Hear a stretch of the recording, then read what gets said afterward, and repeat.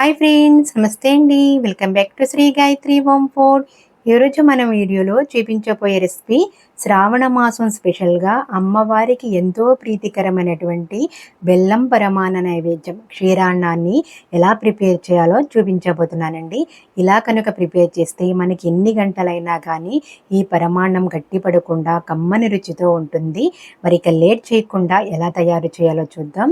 దానికోసం స్టవ్ మీద ఒక బౌల్ పెట్టుకుని ఇందులో ఒక అరగంట పాటు నానబెట్టి ఉంచుకున్నటువంటి ఒక గ్లాస్ వరకు రైస్ని, అదే గ్లాస్తో ఒక పావు గ్లాస్ వరకు సగ్గుబియ్యాన్ని శుభ్రంగా వాష్ చేసి వేసుకోవాలి. ఈ 1 గ్లాస్ రైస్కి అలాగే పావు గ్లాస్ సాబుదానాకి 2 నుంచి 3 గ్లాసుల వరకు వాటర్ యాడ్ చేసుకుని అన్నాన్ని అలాగే సగ్గుబియ్యాన్ని మనం ఒక 80% వరకు కుక్ చేసుకోవాలి. స్టవ్ అనేది మీడియం టు లో ఫ్లేమ్లో అడ్జస్ట్ చేసుకుని కుక్ చేసుకోవాలి. మధ్య మధ్యలో కలుపుతూ అన్నం అనేది అడుగు పట్టకుండా కుక్ చేసుకోవాలి. ఇలా బెల్లం పరమాణాన్ని మనము కొన్ని నిమిషాల్లోనే ఎంతో కమ్మగా ప్రిపేర్ చేయొచ్చు. టైం కూడా ఎక్కువ తీసుకోదు. చాలా చాలా రుచిగా ఉంటుంది. ఇప్పుడు మనకు అన్నం అనేది కుక్ అయిందో లేదో చెక్ చేసి చూద్దాం. అన్నం అనేది కుక్ అయిపోయింది మనకి ఇక్కడ. ఇప్పుడు మనం ఇందులో ఎంతో శ్రేష్టమైనటువంటి ఆవు పాలని యాడ్ చేసుకుంటున్నాను. ఇక్కడ మనం దేవుని కోసం ప్రిపేర్ చేస్తున్నాం కాబట్టి ఆవు పాలు ప్రిపేర్ చేస్తే చాలా చాలా శ్రేష్టకరం. మనకి ఆవు పాలు అవైలబుల్గా లేనప్పుడు ఏ ప్యాకెట్ పాలన్నా యూజ్ చేసుకోవచ్చు. ఇక్కడ నేను 1 గ్లాస్ రైస్కి ఒక 2 గ్లాసెస్ వరకు ఆవు పాలు తీసుకున్నాను. ఇలా పాలు కూడా వేసుకున్న తర్వాత అన్నాన్ని నెమ్మదిగా ఈ పాలలో కుక్ చేసుకోవాలి. పాలు ఫ్లేవర్ అనేది మొత్తం అన్నానికి పెట్టి క్షీరాన్నం అనేది ఎంతో కమ్మని రుచితో ఉంటుంది. పాలలో ఒక 10 నుంచి 15 మినిట్స్ వరకు మధ్య మధ్యలో కలుపుతూ అడుగు పట్టకుండా మాడిపోకుండా కుక్ చేసుకోండి. స్టవ్ మీడియం నుంచి లో ఫ్లేమ్లోనే అడ్జస్ట్ చేసుకోండి.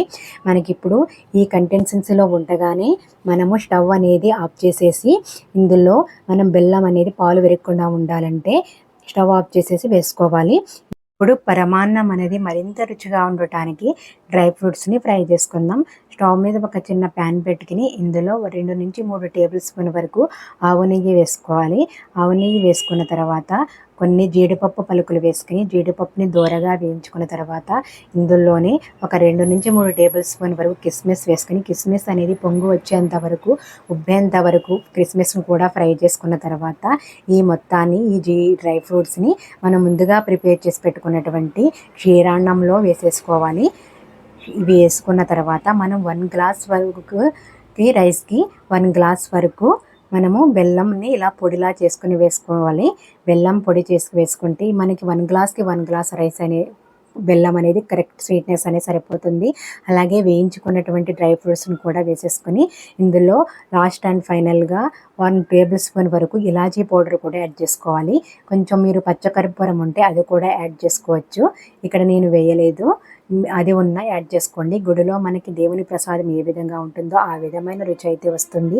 ఎంతో కమ్మని రుచితో ఉండే విధంగా క్షీరాన్న నైవేద్యాన్ని బెల్లం పరమాణ నైవేద్యాన్ని ఎలా తయారు చేయాలో చూసారే కదా. మరి ఈ రెసిపీని మీరు కూడా ఇలా ట్రై చేసి అమ్మవారికి నివేదించుకొని ఆ దేవదేవిని ఆశీస్సులు పొందాలని కోరుకుంటున్నాను. ఈ వీడియో కనుక మీకు నచ్చినట్లయితే లైక్ చేయండి. అలాగే మన ఛానల్ని తప్పకుండా సబ్స్క్రైబ్ చేసుకోండి. సబ్స్క్రైబ్ చేసుకున్న వెంటనే పక్కనున్న బెల్ ఐకాన్ని యాక్టివేట్ చేయండి. Thanks for watching.